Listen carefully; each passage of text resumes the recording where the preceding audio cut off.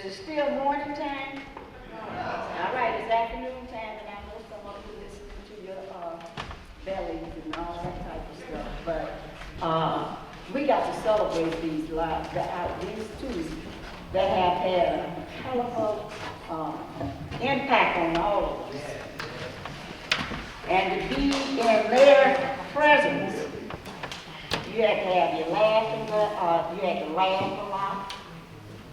You had to make sure that you could hear everything that they were talking about and try to fit in with them on what we're going to do next. When I look at my phone and I see it would be Lila, I say, what are we going to do now? I'm only one person, but I know I'm going to have to sit on this phone and listen to this crazy woman. And all of us were crazy together. Alice, we can call on a lot of Maureen, and all of you in here. Because if you stick with this group, you're going to learn a lot. Because each one of us is an educator. And all of us help each other to stand up, because you can't stand by yourself. And let me say this, that they left a lot for us. And we have to carry it on. I lay in bed at nighttime sometime, and I said, and I be thinking, I said, Joe, baby, I can whoop you know what. We had 8 children, and I got to worry about them, pay this and pay that and stuff, because we had everything split up in order to stay in this movement, you know. And I said, well, I knew that I had a lot of sisters and brothers that helped raise those kids.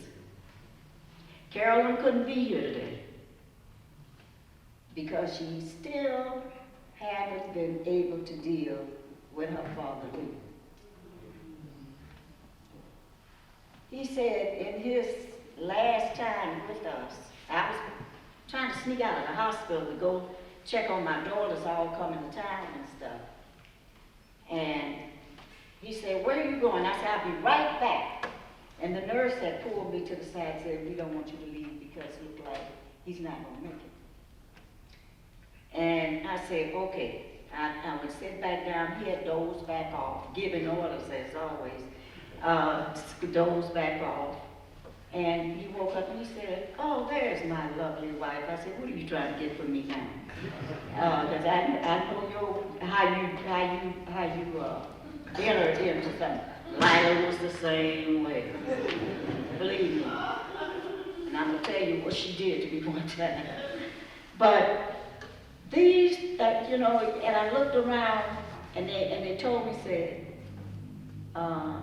he's drowning now because Jen had congestive heart failure. And I looked at the nurses, and the nurses were crying. I said, well, God, they ain't known General Baker for 2 days. He's been in here clowning, and I know it. 2 days, and they were crying. They said, Miss Baker, we looked up your husband, and we looked you up. I said, looked us up for what? Are we going to jail again, or what? What are you talking about?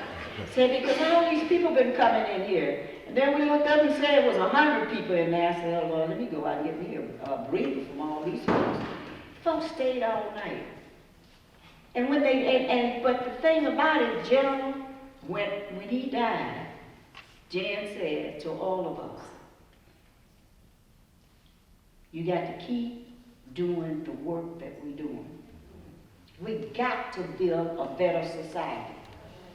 It's not in just voting. It's not in just praising this or that person. You are all leaders.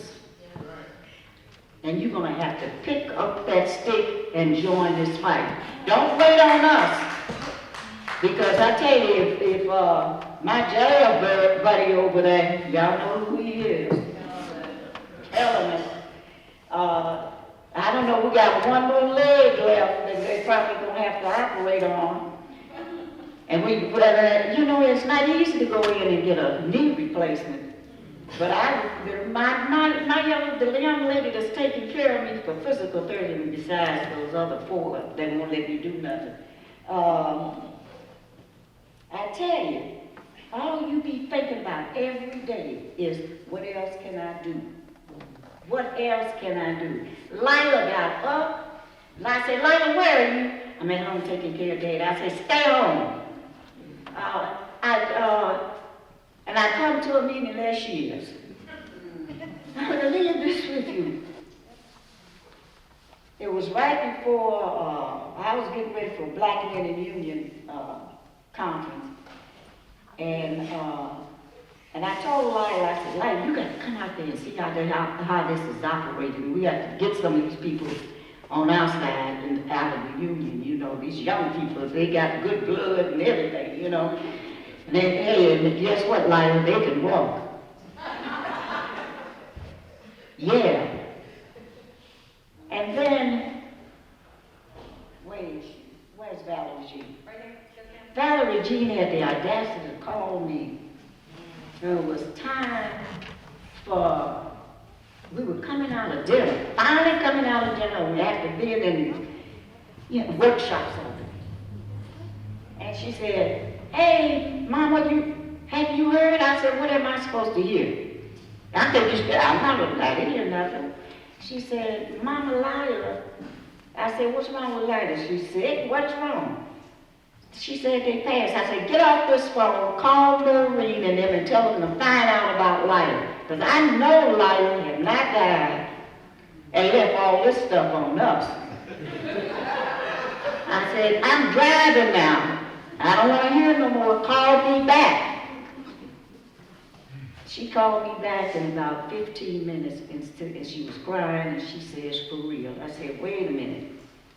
Good thing I had Tom Tibantu in that car with me. And I said, wait a minute. There's too many good people leaving all at the same time. They must know something that we don't know. But let me tell you, Lila gave her life to the movement. And her life was her family and the movement. She got a crazy brother, but she, am I right? And I love him too, because he used to be a good babysitter for me. I could go out to the union and get my kids to Lila's brother and go and do what we had to do. But I want you to know that this Lila's family, Lila finally came up to me and said, you know, your husband and my brother and all of them are good friends. I said, who is your brother? She told me who her brother was. I said, look at this. Look at this. We've been together for months. I knew Connie. Connie been all raising hell for a long time. But, you know, it is really great to be in their presence. And Lila was prepared to make another journey. She was going to move to Dallas and take her husband to Dallas. She needed that. But it looked like we can make all those plans, but we don't make the final decision. Lila needed to rest. And I bet that we need you, if you're not a part of something, get out here and be something. We will not be able. We can talk about Lila and General Baker from now until Kingdom Come. They've done what they had to do. They left a hell of it for history. We have a General Baker Institute that someone donated some money for us to build and to have for us to be able to come together. I was shocked when Wayne State, was it Wayne State that gave us these Michigan State, because Jen, you were there. You were there. You were there because we used to go over there and help teach, you know, all the time, these students that spend time in Detroit. And they gave us these shirts, this sweatshirt honoring General. And plus, they have a scholarship that the students got together and organized, a scholarship in General Baker's name. We have to do the same thing for life. But she was a teacher, and she's still teaching now. But I want to thank you for, you know, raising raising him up today because today is the day that he died. But we got to care. It's on us now. It's on us, and we're gonna make sure that we do the work that we have to do. Thank you.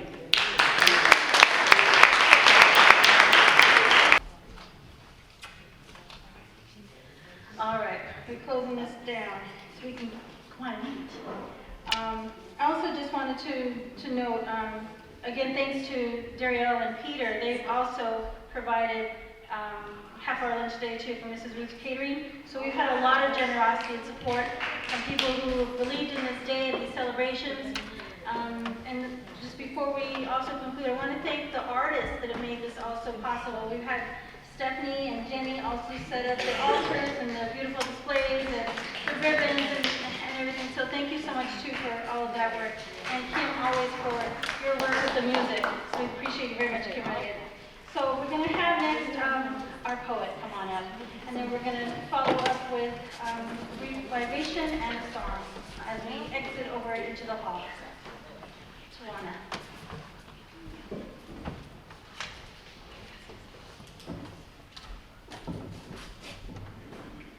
Peace, everyone. Peace. Yeah, similar to Mama Marion, I got to roll and hang tough with Connie before I even met Mama Lila, so I know that the women's stock in that family is just tremendous and incredible. And so please lift up, and I know her daughter as well, and everybody is tremendous. So I'm honored to do a water song.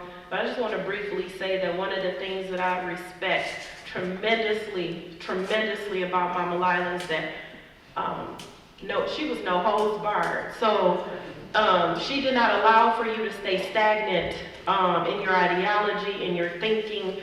If she felt that you needed some correcting, you got it. And I think that is pretty tremendous in eldership and mentorship. And I'll also say that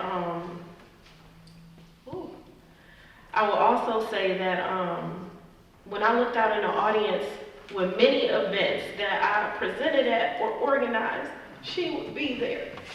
And so even if she came up to me and said, I don't know if I completely agree with what you said, she would be there, and that meant a great deal. And not only would she be there, and not only would she stop and give me feedback, but she would be like, and here is $35 because I know that boy got some books that he needs or whatever. So I just want to,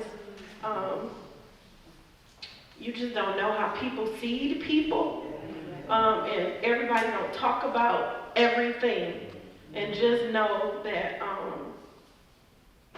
she is loved and missed for more ways than I can count. So now I'm going to try to do a poem.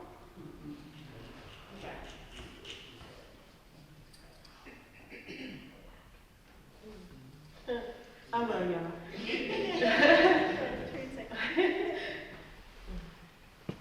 I hail from a city where the water is off, 45 from Flintstones where they picking us off. They thought they had us cornered, but they pissed us off. Now we done come together, who would have thought? I witnessed her soul slither violently away from her body. Denial, pursed tightly upon her lips, she fixed her face to tell me she wasn't thirsty, that her babies weren't 30 days away from being ripped from her custody. I could sense deception in her teardrops. She was lying to me about water, fibbing to keep her babies near. She almost let me leave them waterless. And I wanted to hug her, but I knew that her pride was the only ounce of protection she had left to muster, barely hanging on as if the Reaper had granted her another chance if she could just pull herself together. Why do folks gotta beg for water, hiding behind scarlet letters spray painted to mark their negligence? I wondered what she thought of me, standing there with the fate of her family stuffed inside my trunk. I left 3 gallons of water and walked away. There'd be 10 more mothers for us to hydrate that day. I hail from a city where the water is off. 45 from Flintstones where they picking us off. They thought they had us cornered, but they pissed us off. Now we done come together. Who would have thought? Peace, y'all.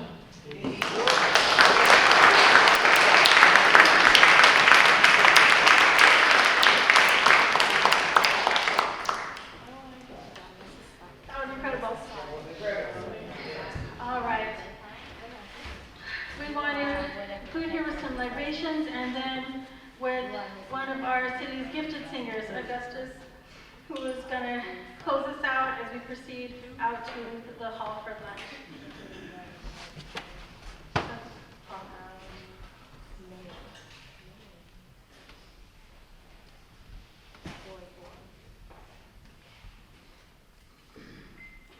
All right. I just want to start by acknowledging, as we should begin, getting that we're on stolen land. And this land was stolen from the Anishinaabe, from the Potawatomi, from the Huron Ontario, tribal fires, right? And so we come knowing that this is a land of injustice right now because it's been stolen from people rightfully living. This is a land of injustice that we're living in because it's been stolen from the people rightfully living. We want to acknowledge that because we know that if we acknowledge that, then we live with consciousness already. If you live with consciousness, then you change your conduct, right? And so we also move with the consciousness or an awareness of elder status. And then elder status, when you pass, takes on new meaning because you've done your work. Your work is written. I was in one of Mama Lila's first, or one of her last Sunday schools as a child. I acknowledge my mom who's here, my aunt, my uncle without whom I'm not here, family from that church. She was a member of the Church of God in Christ. No matter what you think, in the African tradition, you honor what they honor. If you don't like it, don't talk to her. In her tradition, her work is done. Don't call her. Leave her alone. And I'm not here, you asked me to do spiritual work, so I'm not here to make anyone happy. Amen. Or I'm not here to make you feel like I want to be popular. Amen. I'm here to make sure that where you're going is happy. Right? And so I'm here to tell you she was a Christian. Right? She believed in Jesus. Okay? There's no equivocating whether you like it or not. Okay? And so we honor that. We're doing this as an act of devotion because not only was she a Christian, but she was a proud African. She wore African cloth. Right? And so she called her by her name. If she was Yoruba, Iyami. That's my mama. Right? If she's from Senegal, Somaya. Right? So that's okay. And it's okay to feel the power that she left here as it reverberates. But I'm instructing you as somebody who deals with spiritual work, let her rest. That's her tradition. Right? And if you want to feel her power, like Mama said, move in that power. Don't. Okay? So, and we have a problem in our community, I'll say it, of honoring people's legacy in a way that serves us and our intentions. Okay?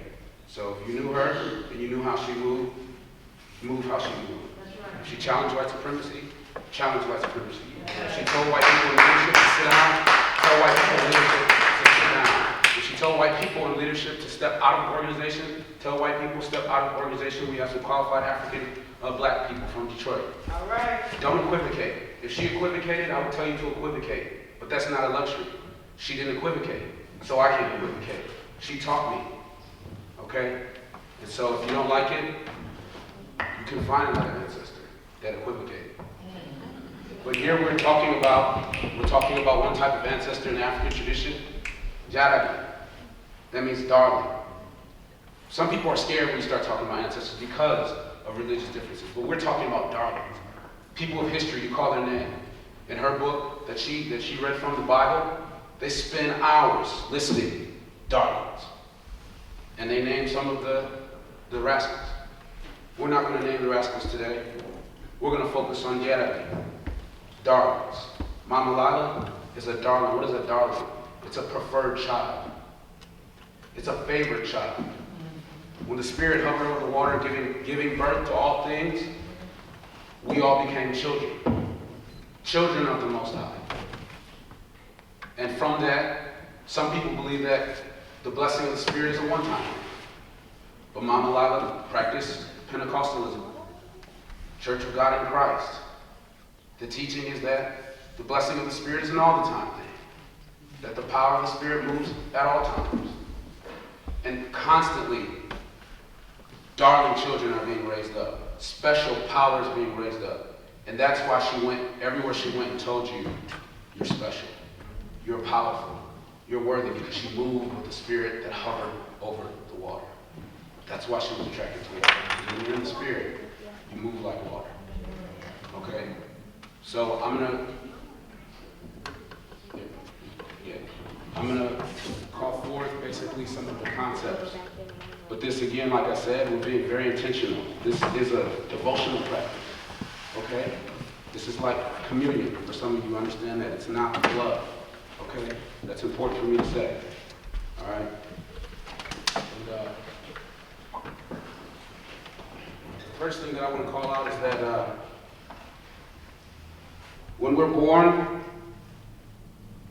we learn of the divine, we learn of God from our first nurture, from our mothers. And so we honor our mothers, and we honor the companion of our mothers, our fathers, if they're honorable.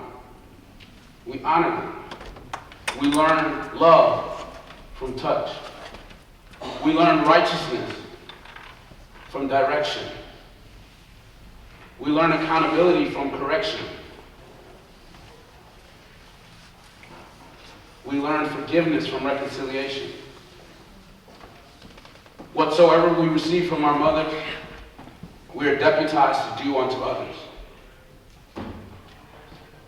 It's in that spirit that we acknowledge that in being around Mama Lila, we caught a glimpse of God. What it means to touch, to hold, to lift up, to correct, to struggle, to sustain, to feed. Mama Lila, Iyami, Sumayai, friend to my mother, friend to my mother's sister, mother of many children.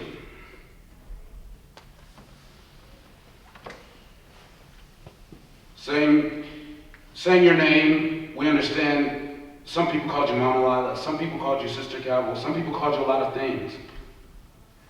We acknowledge here that names are deceptive, that language is temporary. Language is a product of the flesh. So we call you by your description. Woman of great power. Woman who approached the mayor, and when she saw a rat, she called him a rat. If it was a snake, she called it a snake. If it was a liar, she called it a liar. Fearless, unmoved by iniquity, motivated by righteousness, deputized by love.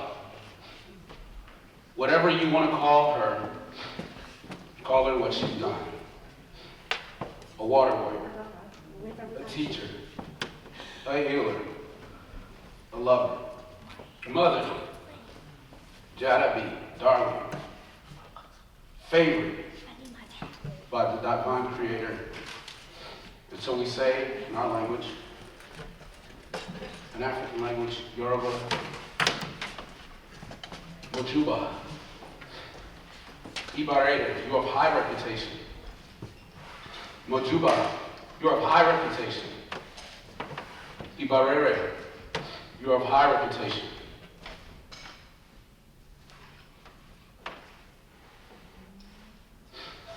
We call on Mama Rosa Parks.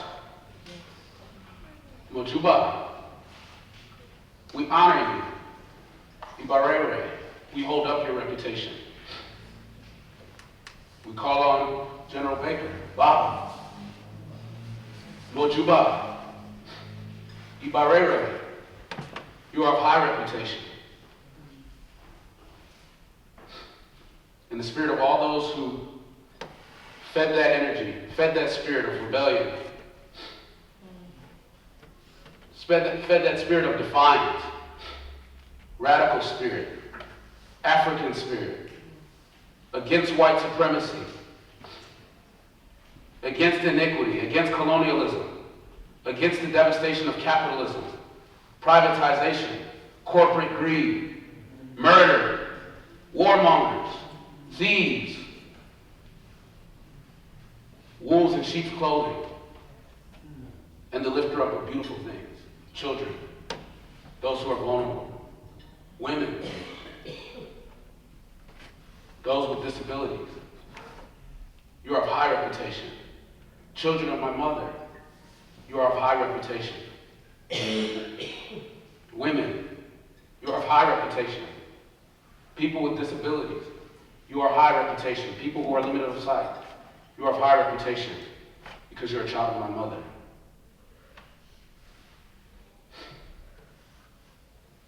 And at this time, I just want to ask you to lift up any other names, and we're going to say them all together. These are Jadabi. Don't bring any rascals in here. You know, leave the people, the rascals alone. Bring the darlings. Ashay.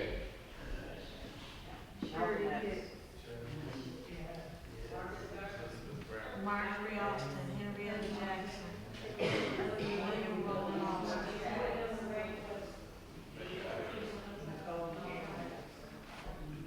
Ashay. Ashay.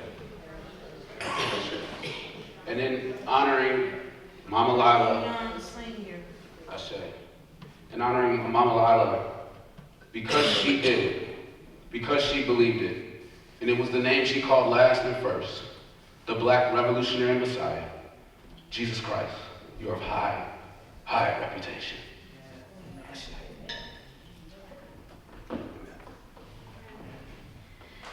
Wow, thank you so much.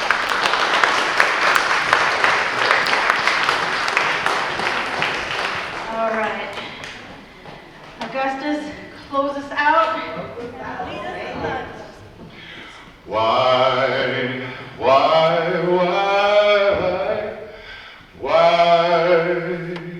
should I feel discouraged? Why should the shadows come? Why does my heart feel lonely and long for heaven and home when Jesus is my portion, my constant friend is He. His eye is on the sparrow, and I know He watches me. Let not your heart be troubled. Hear in the voice I hear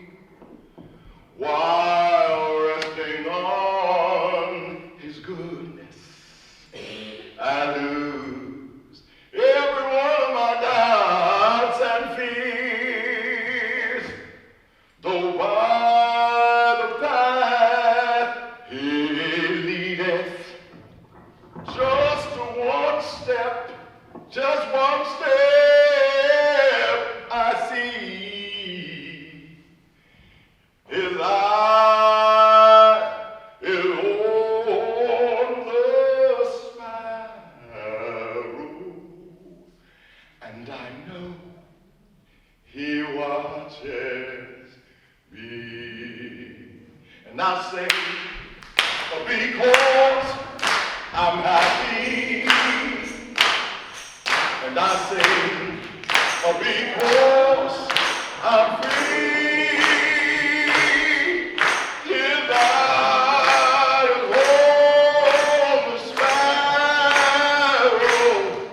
and I know he watches me. I sing because I'm so happy. I dare I sing because I'm free.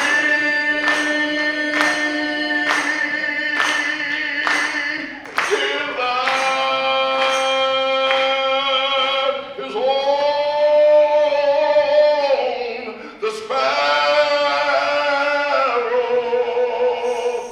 and I know he watches. I know he watches. I know he watches. Father, Mother, God watches over me.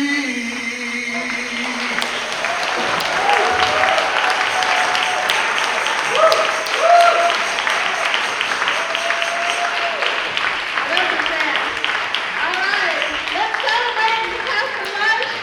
We're going to start off with a blessing over the meal. When we get into the hall, please find a seat. Try to sit with someone that you don't typically sit with and learn about some of the other work that Lila was doing. And we're encouraging you to have these visioning discussions. What do we need to do to keep these legacies going of both Lila in general? Because we know that they've given us marching orders. So what are we going to do? Enjoy. Thank you.